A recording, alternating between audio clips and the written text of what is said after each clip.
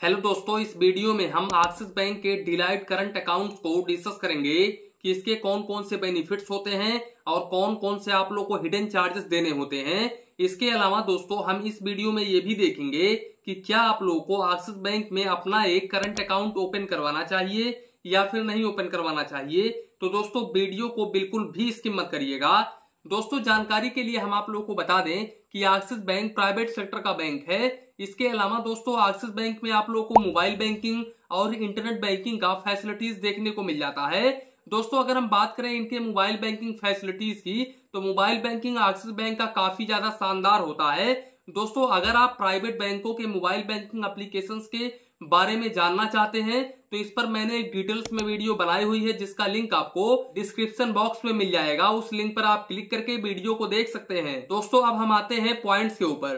तो दोस्तों जानकारी के लिए हम आप लोगों को बता दें कि एक्सिस बैंक या फिर कोई और बैंक करंट अकाउंट्स के ऊपर इंटरेस्ट रेट प्रोवाइड नहीं करता है, तो यहाँ पर हम इंटरेस्ट रेट के ऊपर बिल्कुल भी बात नहीं करेंगे। दोस्तों अगर हम बात करें यहाँ पर डॉक्यूमेंट्स की कि आप लोगों को इस डिलाइट करंट अकाउंट को ओपन करवाने के लिए क्या एलिजिबिलिटी होनी चाहिए, तो दोस्तों जानकारी के लिए हम आप लोगों को बता दूं कि यहाँ पर आपको एक पासपोर्ट साइज फोटो देना पड़ेगा। इसके अलावा आपका जहां पर प्रॉपर्टी है, जहां पर बिजनेस है, वहां का एड्रेस प्रूफ लगने वाला है। इसके अलावा दोस्तों आपका पैन कार्ड लगने वाला है और जहां पर आपका बिजनेस है वहां का बाकायदा एक फोटोग्राफ भी लिया जाएगा, तभी आपको इस अकाउंट को ओपन करके दिया जाएगा। दोस्तों जानकारी के लिए हम आप लोगों को बता दें कि अगर हम यहाँ पर बात करें फीचर्स और बेनिफिट्स की, तो दोस्तों तो यहाँ पर आप देख सकते हैं, यहाँ पर ये अकाउंट जो है वो जीरो बैलेंस अकाउंट है।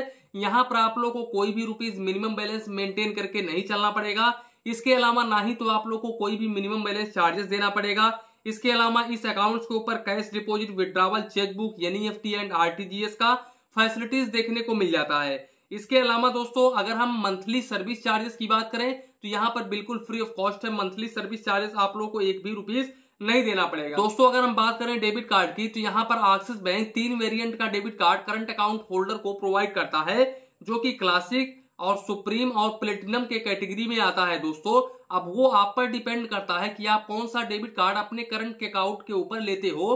उसी जो भी आप डेबिट कार्ड लोगे उसी डेबिट कार्ड के अकॉर्डिंग आप लोग को सर्विस चार्जेस देना होगा। अब दोस्तों हम इनके चार्जेस पर आते हैं।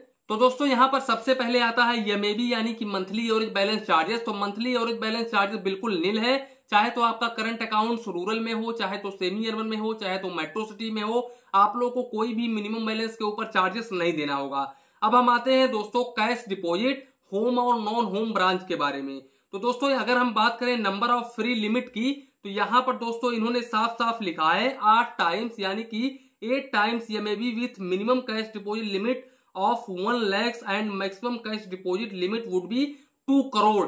यानी कि ये बोल रहे हैं कि मंथली में आप 8 बार कैश डिपॉजिट कर सकते हैं दोस्तों, और मिनिमम आप 1 लाख रुपए तक कर सकते हैं, मैक्सिमम आप 2 करोड़ रुपए तक कर सकते हैं। अब दोस्तों इन्होंने यहाँ पर सर्विस चार्जेस भी लिखा है। इन्होंने लिखा है कि अगर आप 20 लाख रुपए तक कैश डिपॉजिट करते हैं तो ऐसे केसेस में आप लोग को 4 रुपए पर 1000 के हिसाब से चार्जेस देना होगा। लेकिन अगर आप 20 लाख रुपए से अधिक का कैश डिपॉजिट करते हैं तो ऐसे केसेस में आप लोगों को 5 रुपए प्लस जीएसटी पर 1000 के हिसाब से चार्जेस देना होगा।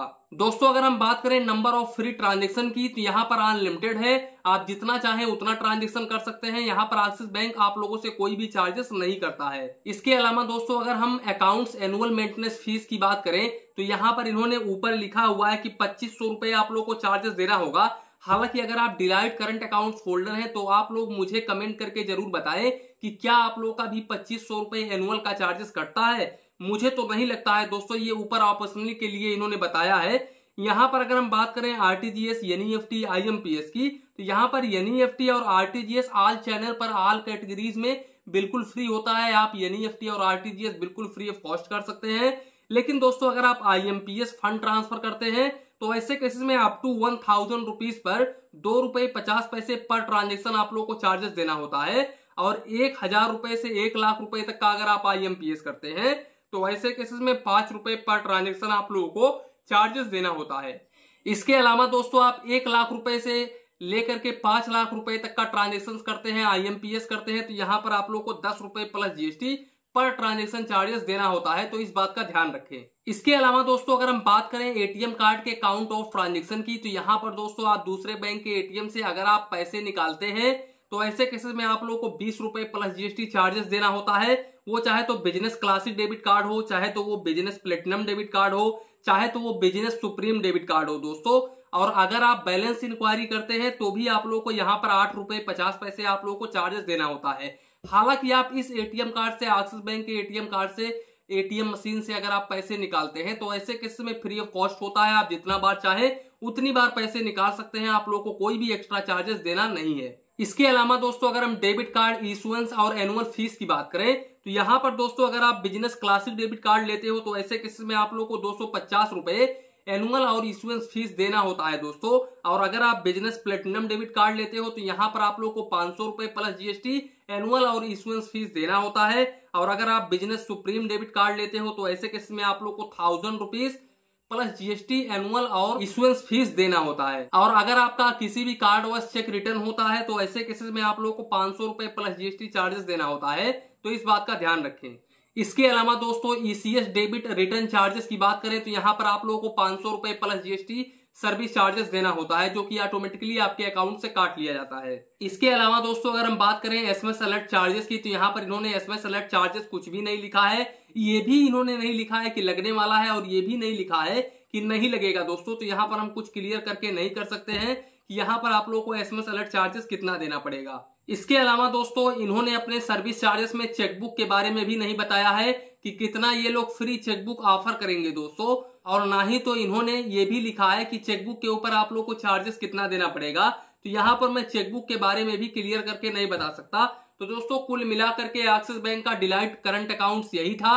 आशा करता हूं दोस्तों कि एक्सिस बैंक के डिलाइट करंट अकाउंट्स के रिलेटेड जो भी आप लोग के मन में कंफ्यूजन होगा वो बिल्कुल भी इस वीडियो में क्लियर हो गया होगा। तो इसी के साथ में वीडियो समाप्त करते हैं। वीडियो पसंद आया हो तो प्लीज वीडियो को एक लाइक करिए और अपने चैनल फाइनेंस बैंकिंग को सब्सक्राइब करिए। मन में कुछ डाउट हो, कंफ्यूजन हो तो प्लीज कमेंट करिए। धन्यवाद, मिलते हैं नेक्स्ट वीडियो में।